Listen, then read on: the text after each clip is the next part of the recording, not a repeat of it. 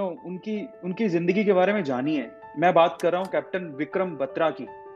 1999 में जो कारगिल का वॉर हुआ था, उसमें उन्होंने उनकी शहादत हुई थी और उन्होंने जो पराक्रम दिखाया था, जिसकी वजह से हमने हमारी ज़मीन जिस पे कब्ज़ा हो गया था, उसको हमने छुड़वाया था।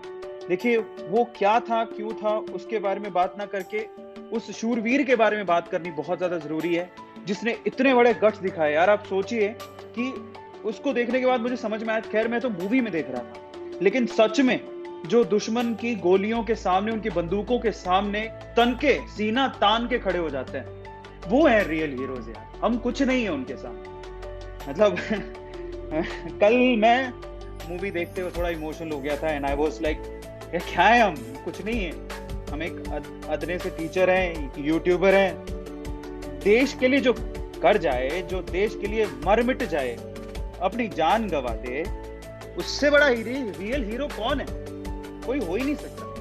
यू नो और मुझे फ़ील है कि हम लोग इतनी खुली हवा में साँस ले पा रहे हैं, तो उन लोगों की वजह से ले पा रहे हैं। अगर वो लोग नहीं होते, ठीक है? जिन्होंने हमारी आज़ादी के समय या फिर ऐसे वो टाइम पे जिन्होंने अपनी जान की परवाह तक नहीं करी और अपनी जान गँवा दी, सोचा भी नहीं कि मैं क्या कर रहा हूँ, है ना?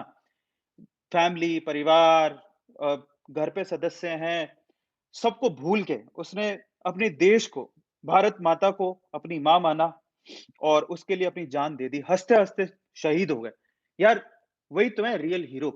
मुझे ऐसा लगता है कभी-कभार कि हमारे देश में अगर वाक़ई में सॉरी, मैं थोड़ा इमोशनल हो रहा हूँ। अगर हमारे देश में वाक़ई में रिज़र्वेशन होना चाहिए ना, तो वो कास्ट सिस्टम से ना होके जिन्होंने देश के लिए जान दे दी ना, उनके लिए होना चाहिए। जिन्होंने अपने मतलब बिना सोचे-समझे जिन्होंने देश के लिए अपनी जान दे दी, वो सबसे प्रायर होने चाहिए, उनकी फैमिली सबसे प्रायर होनी चाहिए। उनको जितनी सुविधाएँ हम लोग दें, उतना कम है, मुझे ऐसा लगता है।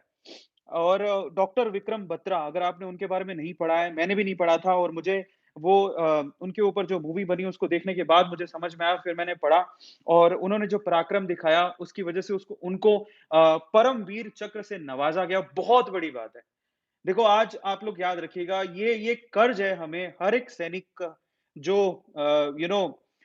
बॉर्डर पे हमारे लिए लड़ रहा है, जो वहाँ पर हमारे बॉर्डर की सुरक्षा कर रहा है।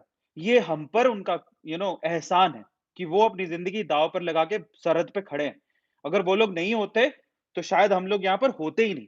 सच में, आप बिलीव करिए कि स्वतंत्रता में जीना बहुत-बहुत गुलामी में जीना इट्स लाइक नहीं जी सकते हम लोग। सोचिए, आज हम लोग हिंदुस्तान में हैं, अपने हिंदुस्तान में जो कि इंडिपेंडेंट इंडिपेंडेंट है। खुली हवा में हम लोग साँस ले पा रहे हैं। अगर अगर हम लोग खुली हवा में साँस नहीं ले पाते, आप उन देशों को देखिए जहाँ पर जो अभी भी गुलामी की जंजीरें जहाँ पर हैं, यू नो आप जी नहीं सकते।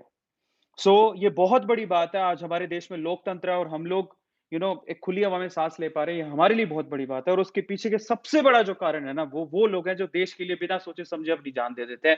सरहदों पर खड़े हैं, दुश्मन की बंदूकों के सामने सीना तान के खड़े हो जाते हैं। बहुत बड़ी बात है और इनके लिए अपन जितना कर सके ना, उतना कम है। तो आज का जो ये मैं लाइव सेशन ले रहा हूँ ना, मैं स्पेशली जो अनाउंसमेंट करने वाला हूँ, वो उन शहीद परिवारों के लिए है, शहीद परिवारों के बच्चों के लिए है जिनके पिताजी या फिर जिनके माताजी सरहद पर जिन्होंने अपने प्राण न्योछावर कर दिए हमारे देश के लिए, ये उनके लिए है।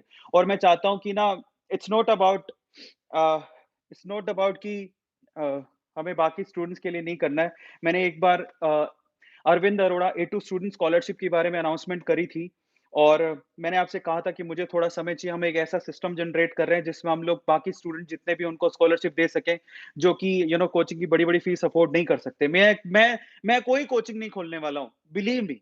मुझे नहीं पढ़ानी, मुझे कोई कोर्स नहीं पढ़ाना है, मुझे कोई पैसा नहीं लेना किसी से।